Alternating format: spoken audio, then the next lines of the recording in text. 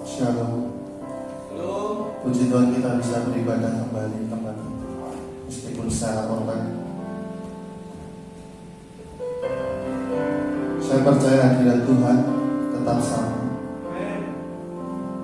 dimanapun kita berada. Tubuh kita adalah bait Allah. Kita mempersembahkan yang terbaik untuk Tuhan. Apapun yang terjadi akhir-akhir ini, kami mau tetap percaya bahwa rencana-Mu Tuhan adalah rencana yang terbaik buat kami, buat bangsa kami. Saat kami tidak mengerti jalan-Mu Tuhan, tapi kami mau percaya bahwa ada sesuatu yang indah yang Kau persiapkan buat kami. Terima kasih Yesus yang mempersembahkan yang terbaik Tuhan. Haleluya. Hatiku percaya.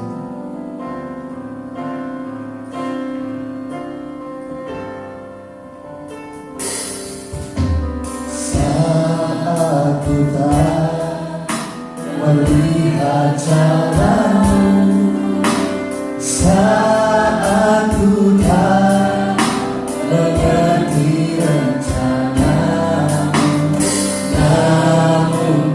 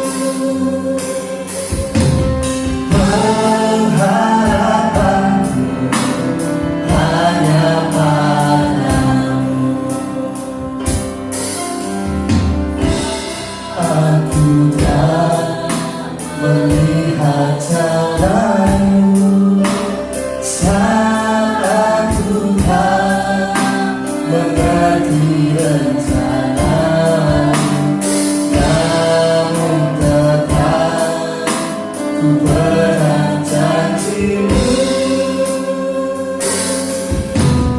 Pengharapanku hanya padamu. Oh, hatiku percaya,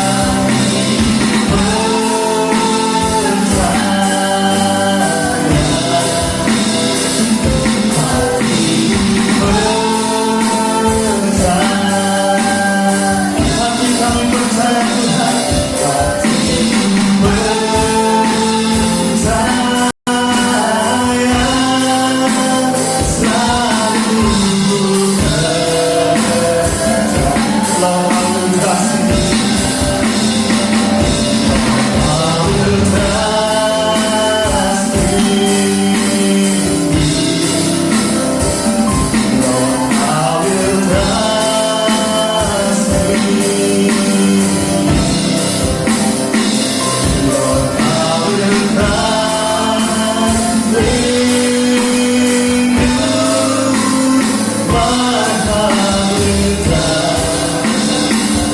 Hatiku percaya Tuhan, oh hatiku percaya,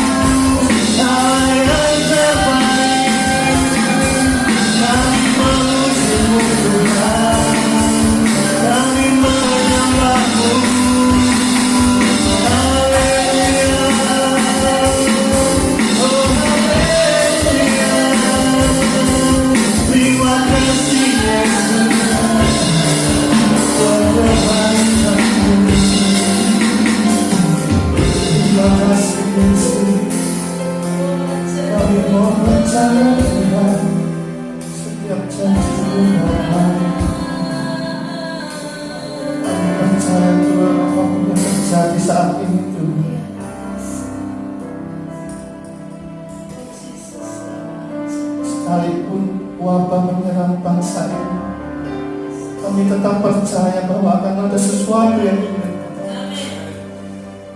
sesuatu yang telah Kau sediakan bagi kami, bagi bangsa kami. Kami tetap percaya Yesus, bahwa bagi tak ada yang mustahil. Terima kasih Yesus buat segala kebaikan. Serahkan hati kami kepada Yesus.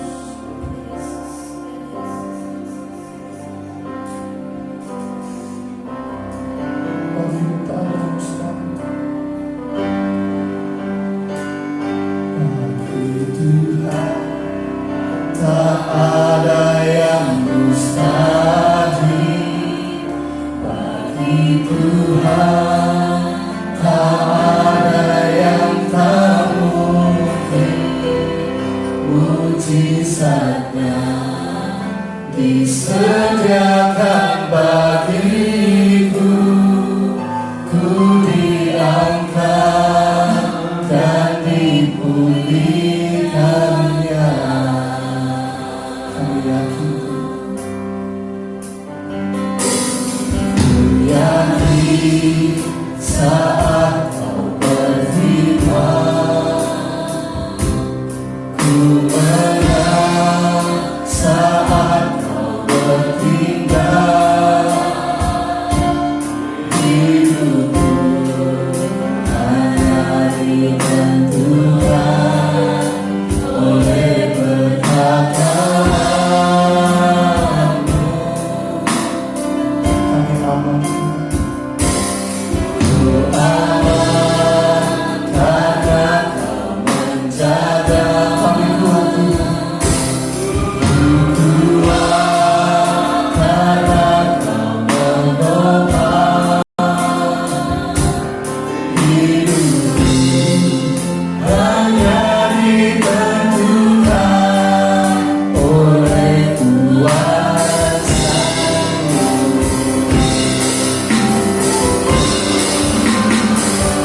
Bagi Tuhan tak ada yang mustahil.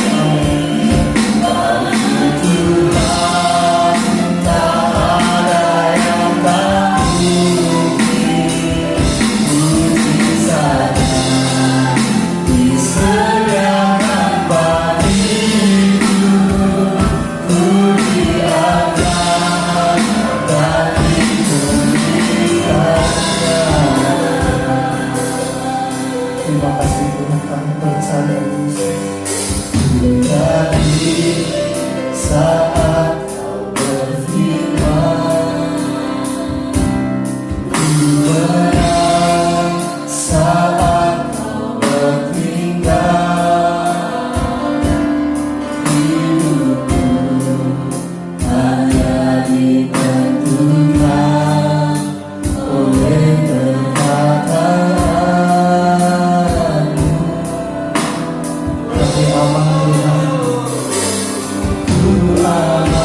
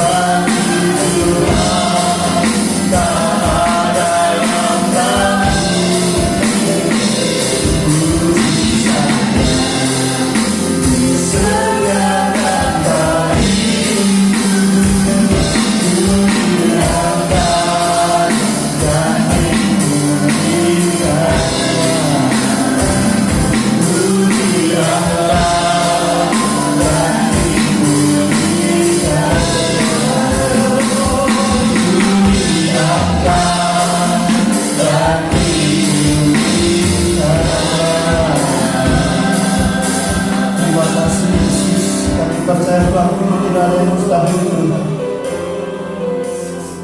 Kami mau siapkan hati kami Tuhan, yang mendengarkan setiap firman-Mu Tuhan. Biarlah firman-Mu bertumbuh dan berbuah dalam hidup kami Tuhan. Kau pakai kami lebih lagi Tuhan. Terima kasih Yesus, kami siapkan hati kami Tuhan. Kami siapkan tubuh jiwa kami Tuhan.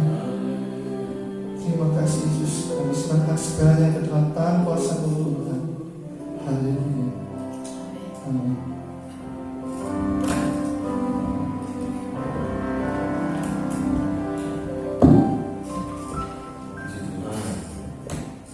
Shalom. Apa kabarnya? Tetap semangat. Iya. Katakan tetap semangat. Tetap semangat. Murah semangat itu. Ya, apa kabarnya? Tetap semangat. Puji Tuhan ya. Tetap semangat. Jangan sampai kehilangan semangat. Amin. Amin. Puji Tuhan. Mari kita buka Alkitab kita hari ini dalam kitab Injil Matius pasal yang ke-26. Kitab Injil Matius pasal yang ke-26 ayat 36 sampai ayat yang ke-46. Matius 36 ayat Matius 26 ayat 36 sampai 46 ya. Ya ini 6. Hai. Ya, kita akan baca firman Tuhan bergantian ya. Saya baca ayat 36, nanti Bapak Ibu Saudara baca ayat 37, terus bergantian ayat 46 kita baca bersama-sama ya.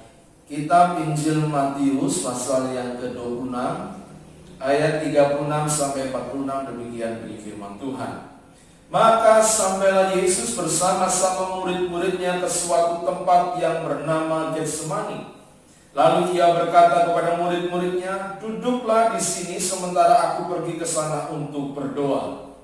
Dan ia membawa Petrus Dan kedua anak Zebedius sertanya. Maka mulailah ia merasa sedih dan berat.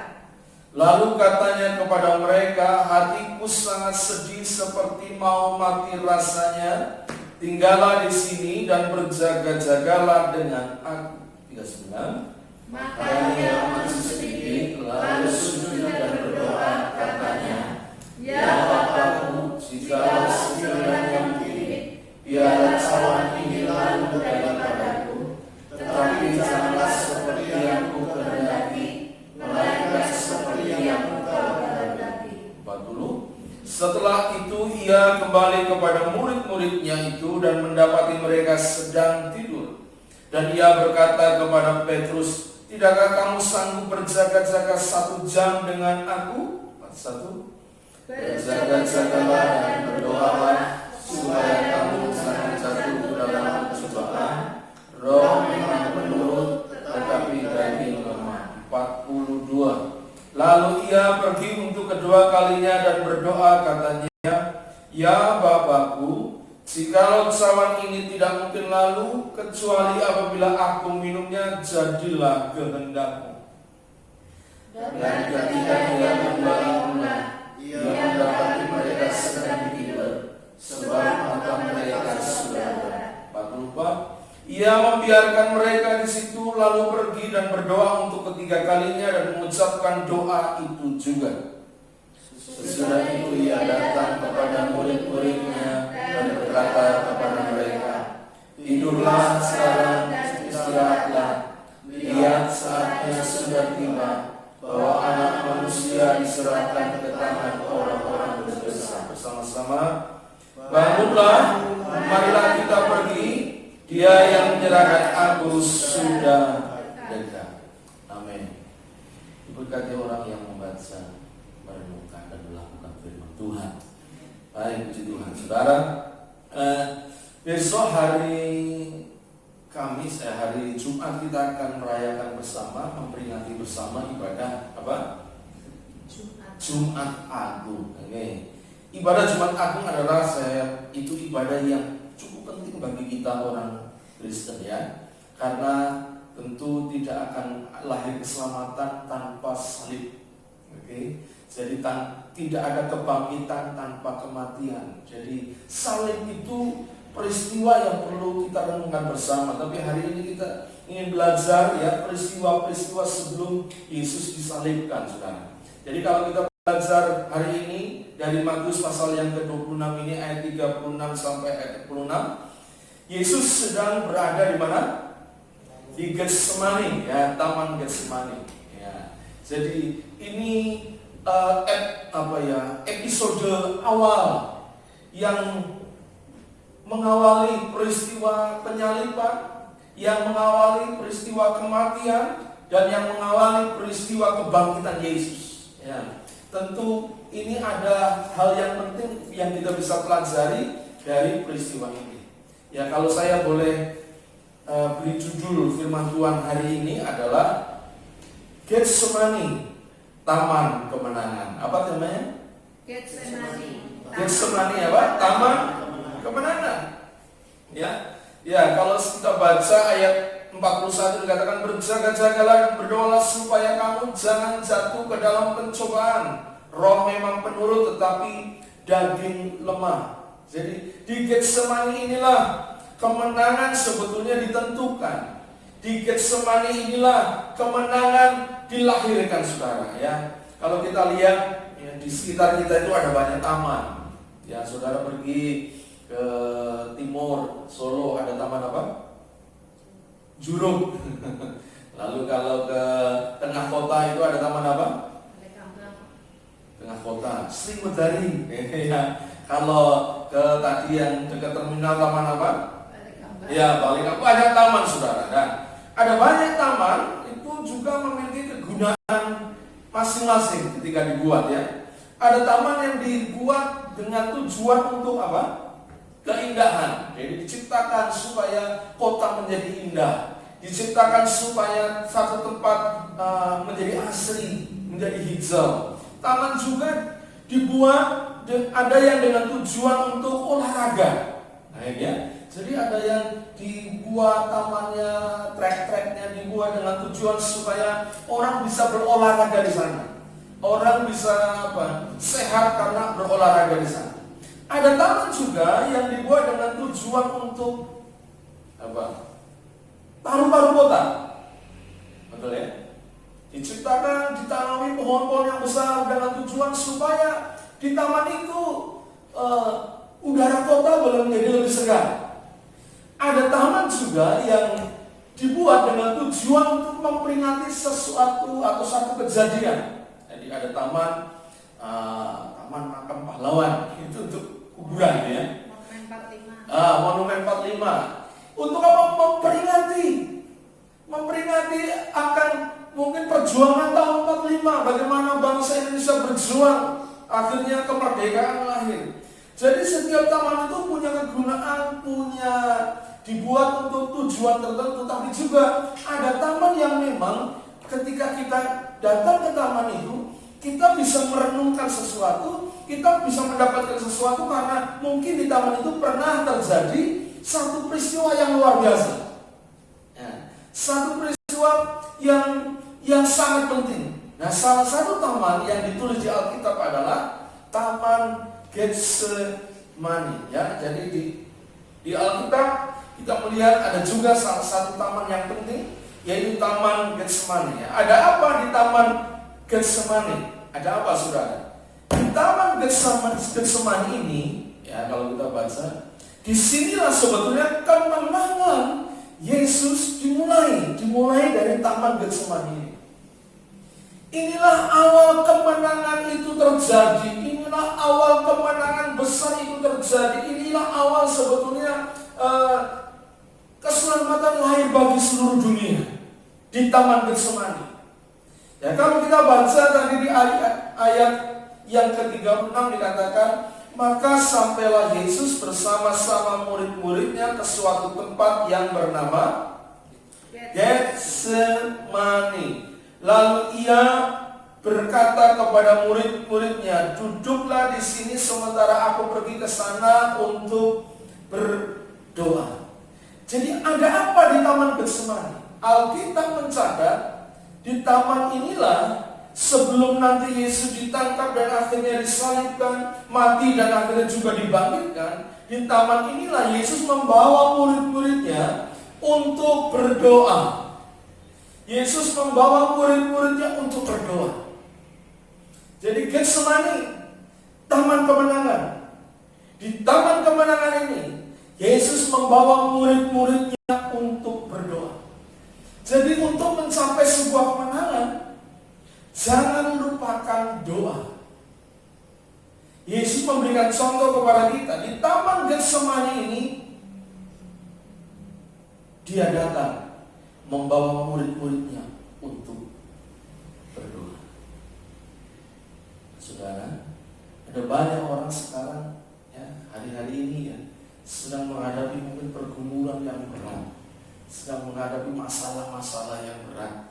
Kita sedang menghadapi situasi kondisi yang tidak mudah hari ini, saudara. Bukan saja secara mungkin kesehatan ya, ada ancaman virus COVID-19, tapi juga masalah ekonomi. Bagaimana orang bisa bertahan di tengah kondisi seperti ini sebuah tantangan. Ya, kalau mereka yang mungkin hidup karena gaji atau hal-hal yang mereka dapatkan tetap tiap bulan mungkin, ya itu agak lumayan. Tapi bayangkan kalau mereka yang harus harian, mereka bekerja dapatkan sesuatu, sementara sekarang orang tidak bisa bebas bekerja keluar, bahkan dianjurkan untuk semua dari rumah. Seperti mungkin kalau ada tukang ojek, nggak mungkin tukang ojek kerja dari rumah ya. Emangnya saudara kalau naik ojek lalu diantarnya pakai kusen ya, sampai sana gitu ya, transporter gitu ya. Enggak, saudara. Jadi ada situasi orang mengalami situasi yang sulit secara ekonomi, bahkan juga mungkin secara iman. Ya, jangan sampai saudara dalam situasi seperti ini pun secara iman kita menjadi mandek, kita menjadi menurun, saudara.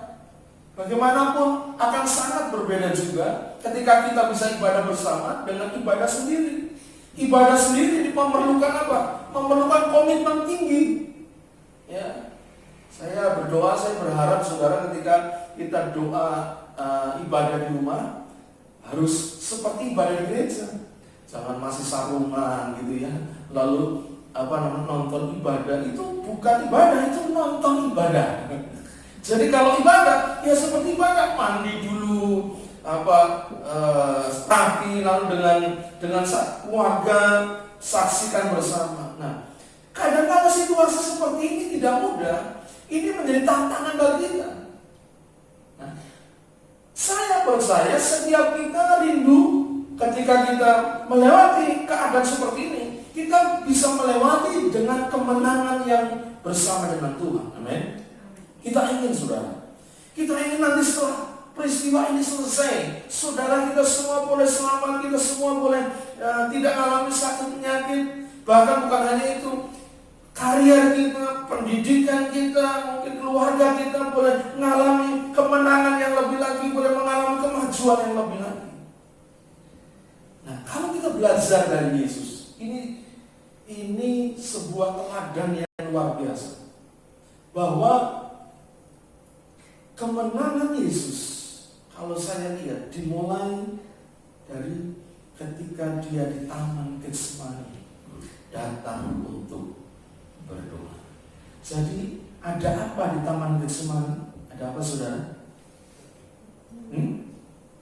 Ada apa di Taman Getsemani? Yesus datang berdoa. Ya, jadi kalau ingat Getsemani kan doa. Ya, kalau kita pergi ke Ungaran, di sana ada gua doa namanya Taman Getsemani. Di sana orang berdoa, di sana orang cari Tuhan. Jadi Taman Getsemani, taman kemenangan. Ada apa di taman kemenangan? Disitulah Yesus datang untuk berdoa. Yesus membawa murid-muridnya untuk berdoa. Jadi kita boleh renungan bahwa awal kemenangan Yesus yaitu dari Taman Getsemani. Itulah taman kemenangan, karena disitulah Yesus datang untuk berdoa. Betapa pentingnya doa bagi orang Kristen, bagi kita orang percaya. Apa pentingnya doa bagi kita? Yang pertama, saudara baca di dalam kitab Daniel pasal 10 ayat 11 sampai 13. Daniel pasal 10.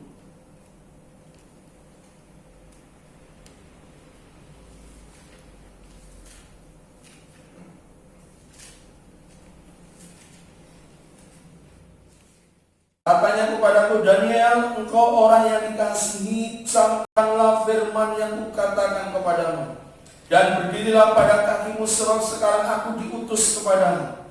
Ketika hal ini dikatakannya kepadaku, berdirilah aku dengan gemetar. Lalu katanya kepadaku, janganlah takut Daniel, sebab telah didengarkan perkataanmu. Sejak hari pertama engkau berniat untuk mendapat pengertian dan untuk merendahkan dirimu di hadapan Allah, dan aku datang oleh karena perkataanmu itu. Pemimpin kerajaan orang Persia berdiri 21 hari lamanya menentang aku, tetapi kemudian Mikael, salah seorang dari pemimpin terkemuka, datang menolong aku, dan aku meninggalkan dia di sana berhadapan dengan raja-raja orang Persia. Lalu aku datang untuk membuat engkau mengerti apa yang akan terjadi pada bangsamu pada hari-hari yang terakhir. Sebab penglihatan ini juga mengenai hari-hari itu. Jadi ini adalah peristiwa ketika Daniel berdoa meminta pengertian dari Tuhan. Selama hampir 20 hari, dikatakan sejak hari pertama mau berniat untuk merendahkan diri, ya kan? Dikatakan ayat yang ke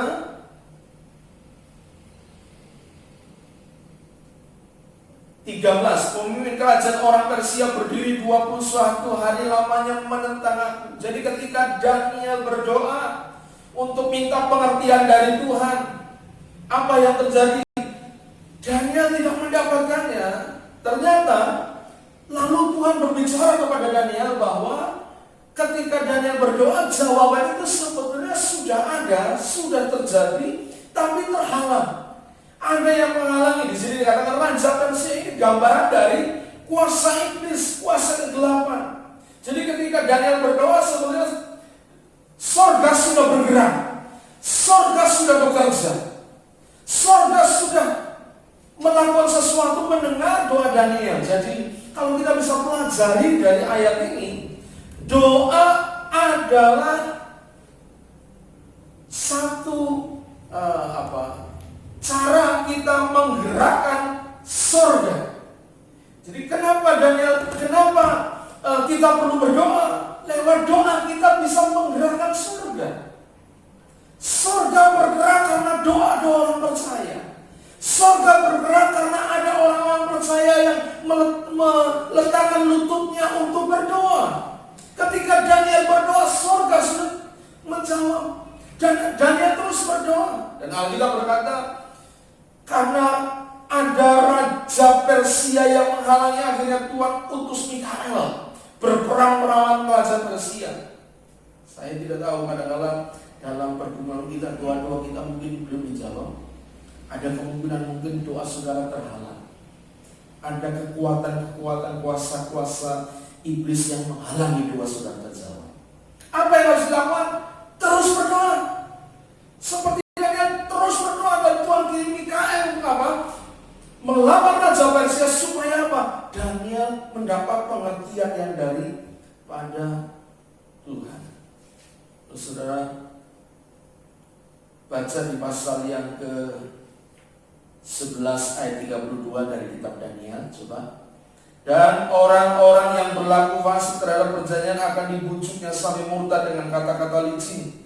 Tetapi umat yang mengenal Allahnya akan tetap kuat dan akan bertindak. Orang-orang yang kenal Tuhan, yang dekat dengan Tuhan, hidup dalam doa, Alkitab berkata dia akan tetap kuat, dia akan bertindak. Karena apa?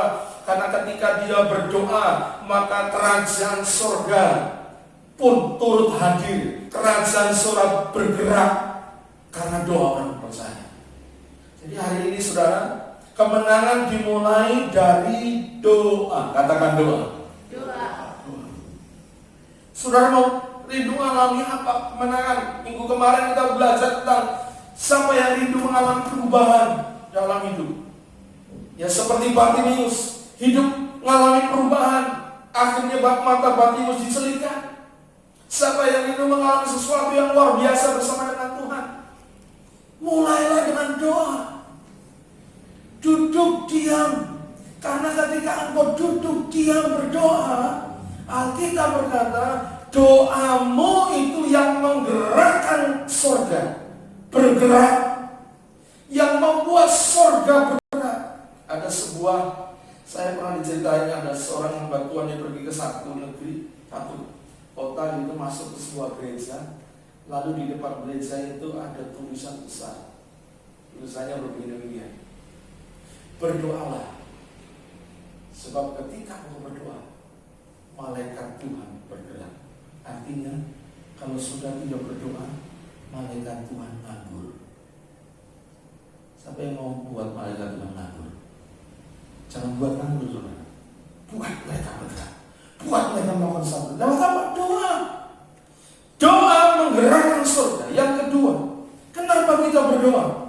Ya, kalau saudara baca di dalam Matius tadi pasal yang ke-26, dikatakan Yesus 3 kali berdoa dengan doa yang sama. Ayat 37, ia membawa Petrus dan kedua anak Zebedius sertanya. Maka mulailah ia merasa sedih dan gentar. Lalu berkata kepada mereka, hatiku sangat sedih seperti mau mati rasanya, tinggallah di sini dan berjaga-jagalah dengan aku. Maka ia maju sedikit lalu sujud dan berdoa, katanya, ya Bapa, jikalau sekiranya mungkin biarlah cawan ini lalu daripadaku, tapi janganlah seperti yang ku kehendaki, melainkan seperti yang kau kehendaki. Doa bukanlah cara kita sebetulnya maksa Tuhan, enggak. Doa bukanlah cara kita lalu memaksakan kehendak kita supaya kehendak kita jadi, enggak. Tapi doa adalah menyelaraskan hati kita dengan surga, menyelaraskan hati kita dengan Tuhan. Seperti Yesus mengajarkan dalam doa di Taman Getsemani, dia berdoa dengan doa begini, Bapa, jikalau mungkin lalukan cawan ini daripadaku. Tapi diakhiri dengan kata-kata apa? Tetapi janganlah seperti yang keras dong. Tetapi janganlah seperti yang ku kehendaki, melainkan seperti yang engkau kehendaki. Dia berdoa, ya, kedua kali dia berdoa yang sama. Lalu juga dia berdoa, kembali berdoa, ketiga kali berdoa yang sama. Dia berdoa, Bapa, kalau mungkin lalukan cawan ini daripadaku, tapi diakhiri dengan doa, tapi biarlah kehendakmu yang jadi, bukan kehendakku yang jadi. Jadi doa itu bukan memaksa kehendak kita, tapi doa itu menyelaraskan hati kita dengan surga. Saudara punya radio, sama dulu radio itu modelnya diputar, ya. Putar itu untuk cari apa? Gelombang. Itu kalau belum pas gelombangnya, bunyinya gimana? Tapi kalau sudah pas di apa, stasiunnya, di studionya, di apa ya, di radionya, di sana stasiunnya, ya, stasiun radionya mungkin menyiarkan lagu jazz, maka saudara bisa dengar di sini lagu apa? Lagu jazz. Gak mungkin di sana dangdut, sini keluarnya jazz gitu ya. Jazz, sini lagu jazz. Kalau di sana lagunya dangdut, di sini akan keluar lagu dangdut. Kalau di sana lagunya apa? Yang sekarang lagi heboh, apa namanya?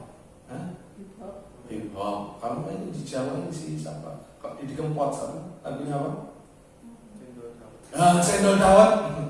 Di sana lagunya yang suka Cendol Dawet. Gak mungkin di sini keluarnya jadi es teh. Gak mungkin ya. Cendol Dawet keluarnya ya Cendol Dawet. Artinya apa, saudara? Artinya ketika kita berdoa, kita itu sedang menyelaraskan hati kita dengan Tuhan. Kalau di surga ada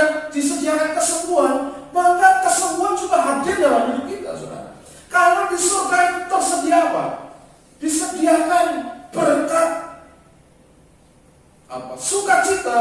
Maka ketika engkau berdoa, engkau seperti tadi radio, gelombangnya pas, di sana disetel dangdut, saudara akan dengar dangdut. Di surga disediakan kesembuhan, kesehatan, sukacita, saudara pun akan mendapatkan kesembuhan, kesehatan, sukacita. Amin.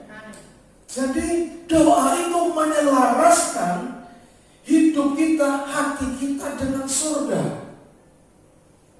Ketika kita berdoa, kita sedang berkata, Tuhan biarlah kehendakmu yang jadi, bukan kehendakku yang jadi.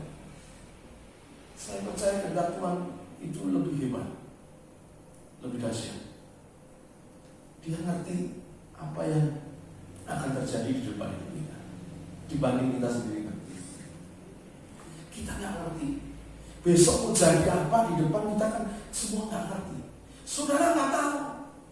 Oh, besok nanti anakku mau jadi apa, besok akan alami apa, nggak ngerti. Tapi Tuhan dari surga, dia sudah ngerti apa yang akan terjadi, dan dia sudah punya rancangan yang luar biasa. Alkitab pernah berkata bahwa rancanganku bukan rancangan kecelakaan, tapi rancangan damai sejahtera, masa depan penuh.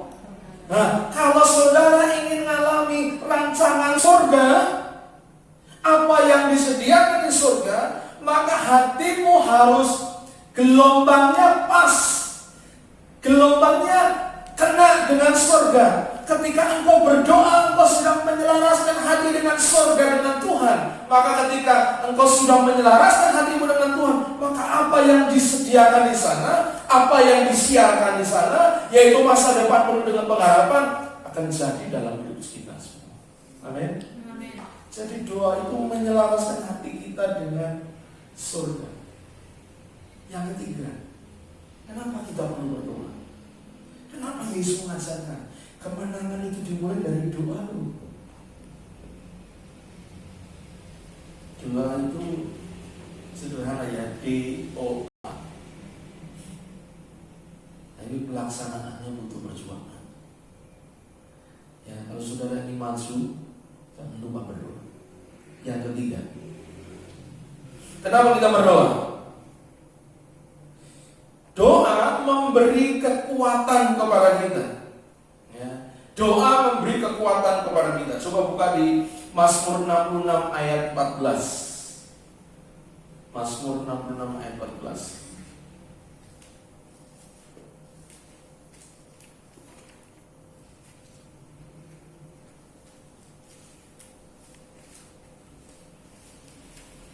Ya.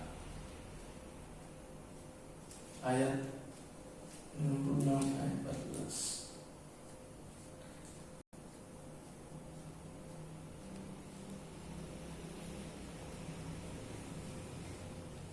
Mazmur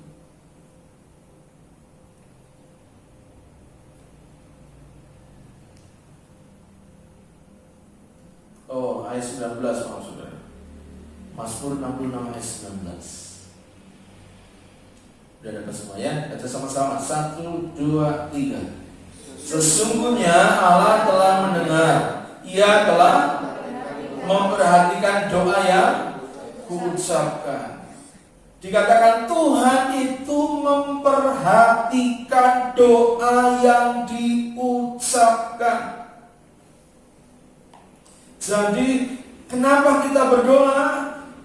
Kita akan dapat kekuatan dari Tuhan, sebab Tuhan memperhatikan doa orang percaya. Ya. Makanya perlu kita berdoa. Jadi Tuhan perhatikan doamu. Doamu jangan jadi doa apalan.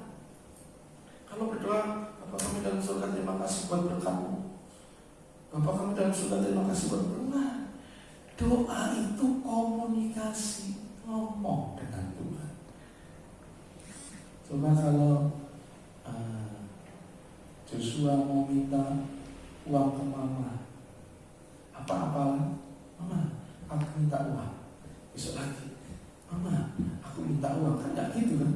Apalan begitu nanti mama ini bocah kok. Tapi kan paling gak mungkin, ma, ini aku butuh ini, perlu ini, ma, aku perlu uang.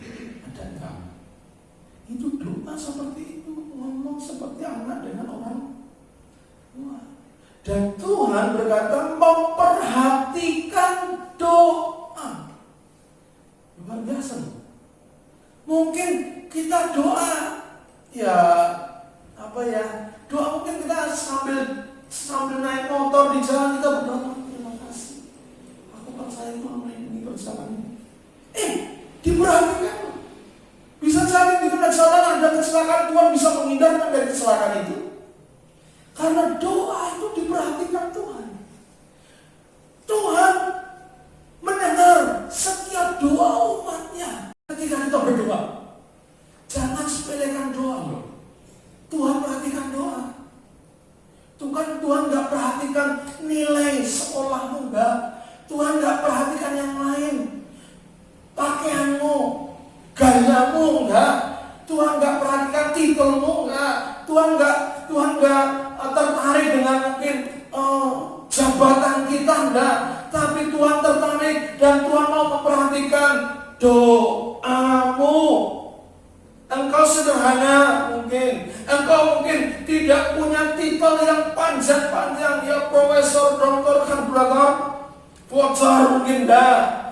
Engkau tidak sekolah di universitas bawa tas isinya kertas, enggak. Engkau mungkin orang sederhana, tapi ketika engkau berdoa, Tuhan memperhatikan bukan titel, bukan jabatan, bukan sekolahmu, tapi Tuhan memperhatikan doamu. Luar biasa. Karena ternyata kesuksesan orang tidak ditentukan oleh titel, jabatan, dan yang lain. Kesuksesan kita ditentukan oleh surga. Dan Tuhan memperhatikan doa. Ayo, mulai melangkah dalam doa. Kemenangan Yesus dimulai ketika dia masuk dalam doa. Disitulah dia berkata, Bapa, kalau mungkin tahu kecelakaan, tapi biarlah kehendakmu yang jadi, bukan kehendak Bapa dan hari itu. Di surga dan hari itu. Jadi doa memberi kekuatan sebab dua orang percaya diperhatikan Tuhan. Yang keempat, kenapa kita berdoa? Yesus memberikan teladan kepada kita bahwa kemenangan itu dimulai dari Taman Getsemani. Kenapa ya? Yang keempat, saudara. Suasananya kok seperti Getsemani ya. Sunyi, sepi. Ya, baca Yakobus 5 ayat 15-16. Yakobus 5 ayat 15-16.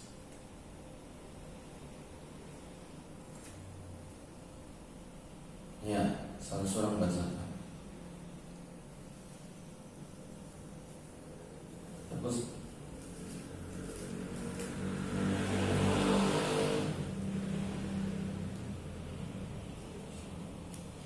udah dapat semua? Yakobus pasal yang kelima ayat 15 dan 16. Ya, salah-salah bacakan. Dan doa yang lahir dari iman akan menyelamatkan orang sakit itu, dan Tuhan akan membangunkan dia. Dan jika ia telah berbuat dosa, maka dosanya itu akan diampuni. Karena itu, hendaklah kamu saling mengaku dosamu dan saling mendoakan supaya kamu sembuh. Doa orang yang benar bila dengan yakin didoakan sangat besar kuasanya. Doa orang benar jika dengan yakin didoakan apa? Besar kuasanya. Doa itu menghadirkan kuasa Tuhan. Doa itu menghadirkan kuasa Tuhan dalam hidup kita. Ada banyak hal yang kita tahu bahwa kita nggak mampu.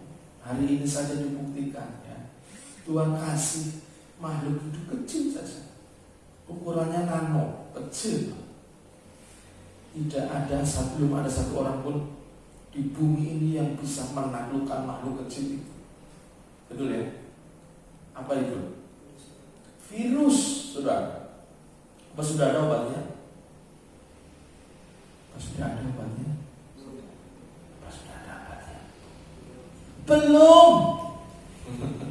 Belum ada obatnya, virus. Ini kecil.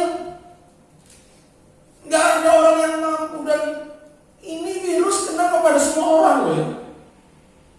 Orang biasa, orang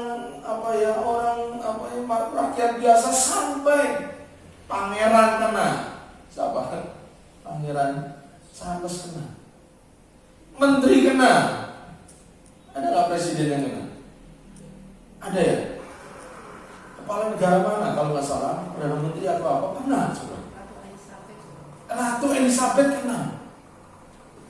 Jadi manusia itu rentan sekali. Hanya kuasa Tuhan yang bisa menaklukkan semua ini. Makanya perlu berdoa, saudara.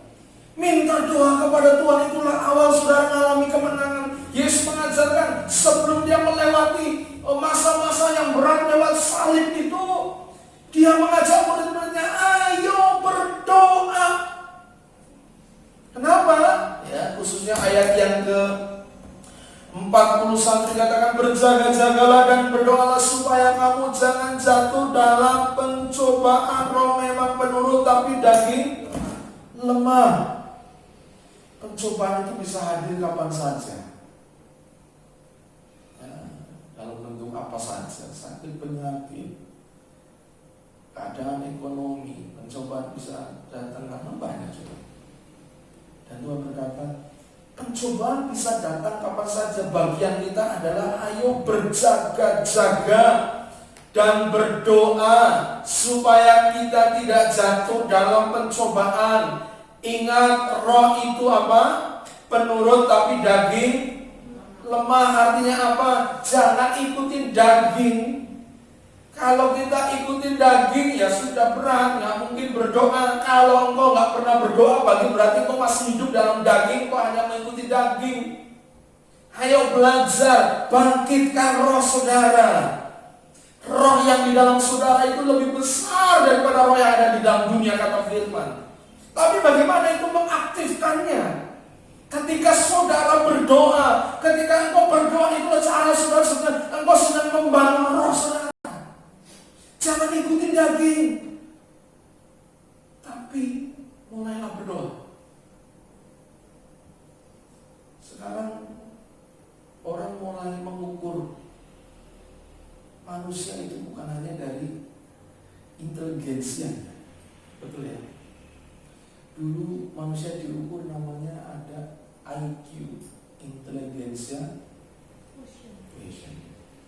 Lalu ada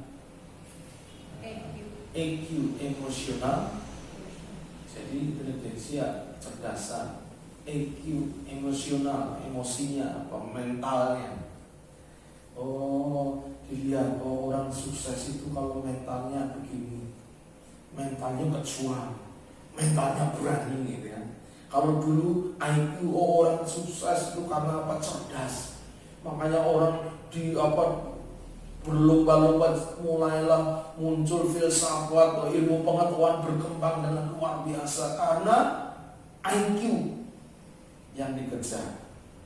Lalu kemudian ada tadi emosional, ya, mulai berkembanglah apa di mana-mana orang apa namanya itu loh, yang seperti apa tuh apa namanya, tuh disemaringi apa ya, karakter apa tahu tuh disemaringi. Nanti tahunya apa? Tuh disemaringin dan yang lain itu motivator. Muncul motivator di mana-mana. Karena orang berpikir, oh kalau orang termotivasi, mentalnya termotivasi, orang itu akan berhasil. Sekarang berbeda lagi saudara. Bukan saja IQ, bukan saja EQ, tapi mulai SQ. Apa itu? Spiritual question. Ternyata kerohanian seseorang itu akan menjadi faktor utama kesuksesan dia. Orang tidak lagi mau kecerdasan. Banyak orang yang gak berpendidikan sukses. Apalagi emotional question. Ada orang-orang yang mungkin ya kelihatannya biasa-biasa tapi juga sukses. Bukan orang yang menggebu-gebu, bukan orang yang itu orang biasa-biasa saja.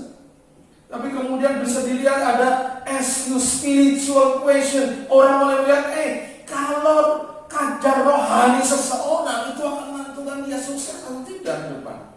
Paling tidak sukses dalam menghadapi hidup. Paling tidak survive dalam menghadapi hidup. Apa artinya survive? Bertahan dalam menghadapi hidup. Bahkan bisa melewati persoalan dalam hidup. Ingat, sukses jangan hanya dipikirkan tentang uang banyak, punya perusahaan. Tapi ketika engkau bisa melewati hidup, bertahan dalam hidup dan melewatinya dengan apa? Sukacita, engkau tetap mengalami bahagia, engkau tetap mengalami damai sejahtera, engkau tetap bersukacita di tengah-tengah segala keadaan, itu namanya sukses. Dan orang-orang yang sukses adalah orang-orang yang punya spiritual, rohaninya mantap. Makanya Tuhan berkata, berdoa, berjaga-jaga. Roh memang penurut tapi daging lemah. Oleh karena itu ketika kau berdoa, engkau sedang mengalahkan dagingmu itu yang lemah, yang membuat kau bisa jatuh dalam pencobaan. Ayo kalahkan daging supaya rohmu kuat. Ketika roh kita kuat, ketika rohani kita mantap, maka kita bisa mengalahkan segala pencobaan, segala hal yang membuat kita jatuh. Kita bisa melawannya karena apa? Rohnya kita mantap, kuat. Lewat apa? Doa. Anak muda, doa. Jujur, Tuhan hari ini sedang cari anak-anak muda yang mau berdoa. Kalau saja mau berikan kepadaku berapa anak muda? 10 anak muda, maka aku bisa menggoncangkan dunia. Karena anak muda dipakai Tuhan luar biasa. Ada 3 anak muda yang luar biasa pakai, dan yang Sadrak, Mesak, Abednego menggoncangkan kerajaan yang dipimpin oleh Nebukadnezar. Anak muda dipakai. Di Alkitab ada banyak anak muda yang dipakai. Timotius anak muda. Meskipun tantangannya berat, orang mungkin menganggap Timotius anak muda, nggak ngerti apa-apa. Makanya Paulus berkata, ya Timotius, janganlah orang menganggap muda karena apa? Engkau menganggap engkau rendah karena kemudahanmu, tapi jadi teladan. Karena memang pada waktu itu orang nggak memperdulikan Timotius dianggap muda, tetapi Timotius adalah orang yang luar biasa dalam pelayanan, dipuji oleh Paulus. Jadi mari anak-anak muda kita bangun hidup kita. Jadi orang sukses dimulai dari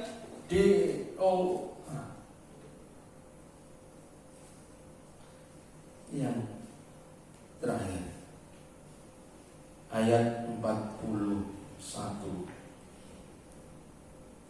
Kembali, berjaga-jaga dan berdoa supaya kamu jangan jatuh ke dalam pencobaan. Roh memang penurut tapi daging lemah. Lalu ia pergi untuk kedua kalinya dan berdoa. Katanya, ya Bapakku, jikalau cawan ini tidak mengenalmu kecuali apabila aku meminumnya, jadilah kehendakmu.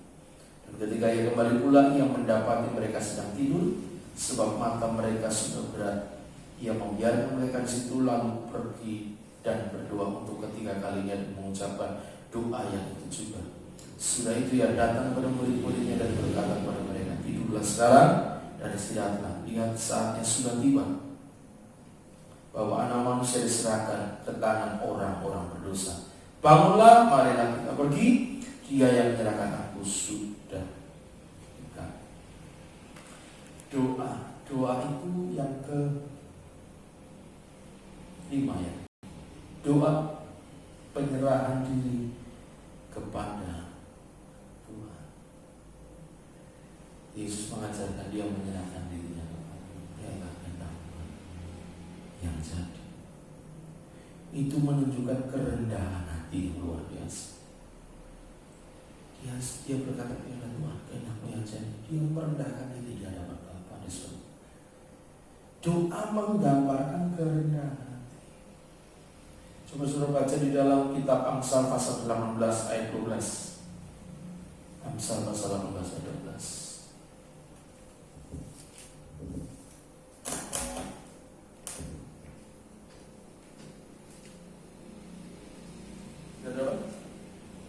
Yuk baca sama-sama 1, 2, 3. Mendahului kehancuran, tapi kerendahan hati mendahului kehormatan. Baca juga pasal 22 ayat yang keempat. Pasal.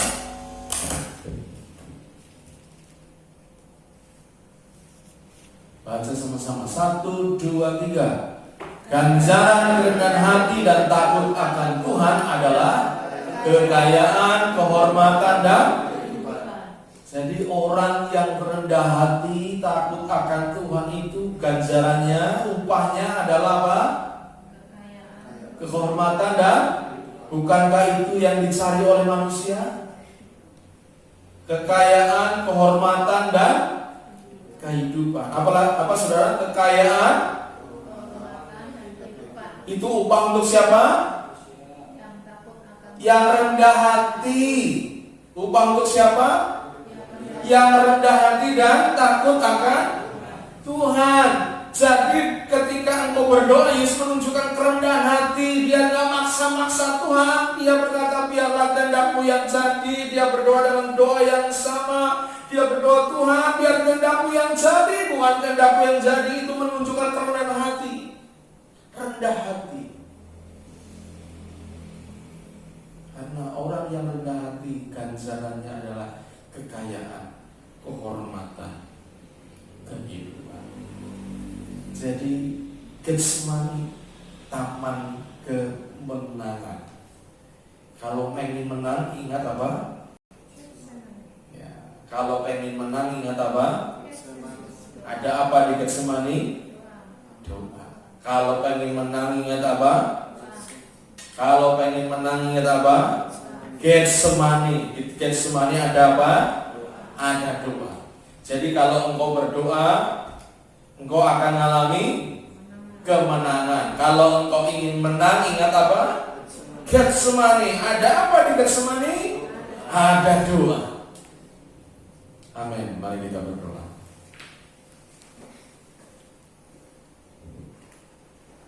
Main musik.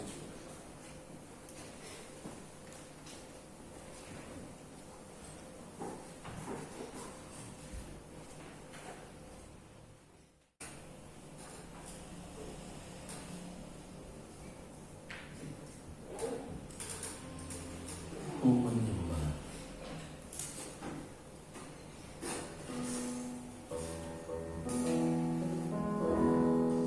Ku menyembah dalam kudus hadirat-Mu,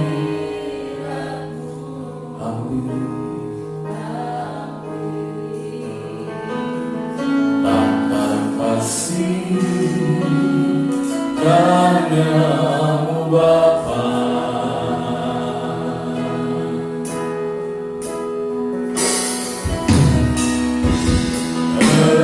Kekuatanku hanya dalam hadirat-Mu, Yesus. Hanya Kaulah, hanya Kaulah segalanya.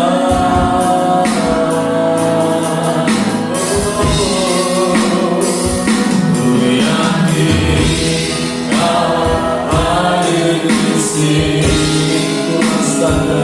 Ku rasakan kuasa yang tak terbatas. Ku yakin Kau nyata di sini. Kemenangan terjadi di sini.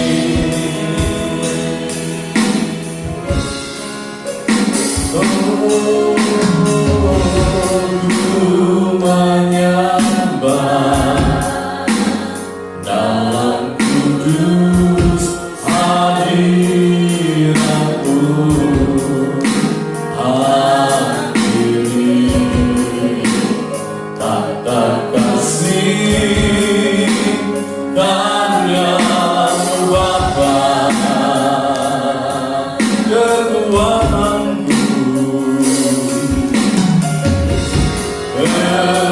Kekuatanku hanya dalam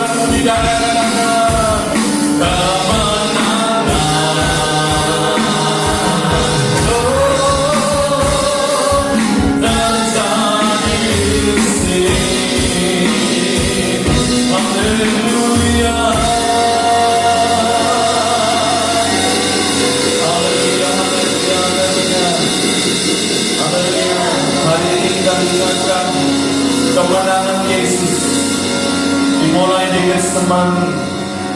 Karena di Getsemani dia mengajarkan tentang prinsip berdoa.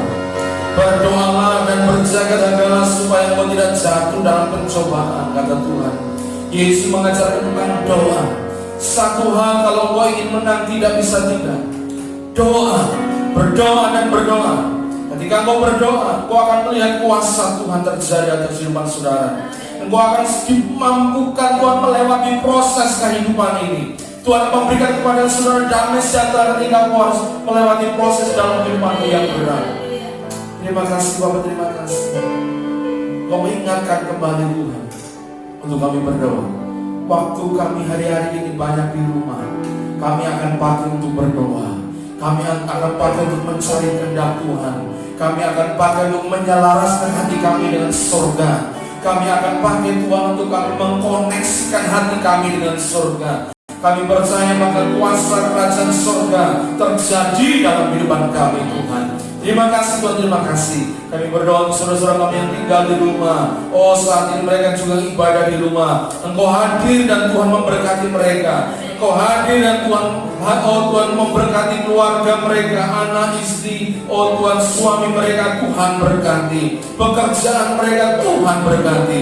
Terima kasih Bapak, terima kasih. Kami percaya Tuhan, Engkau akan menolong kami melewati situasi yang sulit ini. Dan kami akan mengalami kemenangan. Kami akan selalu ingat, kalau kami mau menang, maka kami harus ingat Getsemani. Karena di Getsemani itulah kemenangan dimulai. Dan kalau kami ingat Getsemani, kami ingat untuk kami berdoa, berdoa dan berdoa. Terima kasih Pak, terima kasih. Mari kita kasih Tuhan.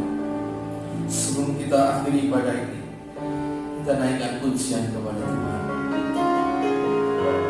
Segala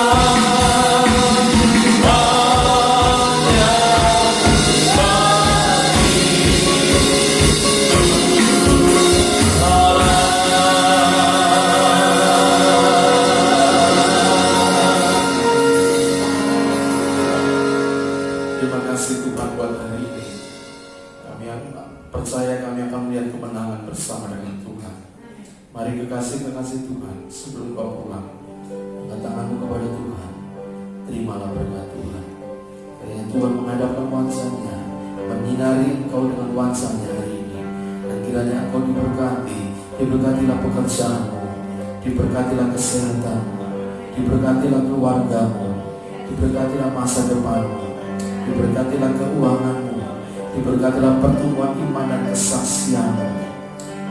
Berkat dari Bapa Surgawi, cinta kasih dari Tuhan Yesus, serta persekutuan urapan Roh Kudus menyertai engkau dan kita semua dari mulai hari ini sampai Maranatha Tuhan datang yang kedua kali.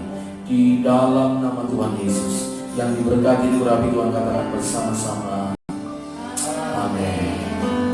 Selamat pulang.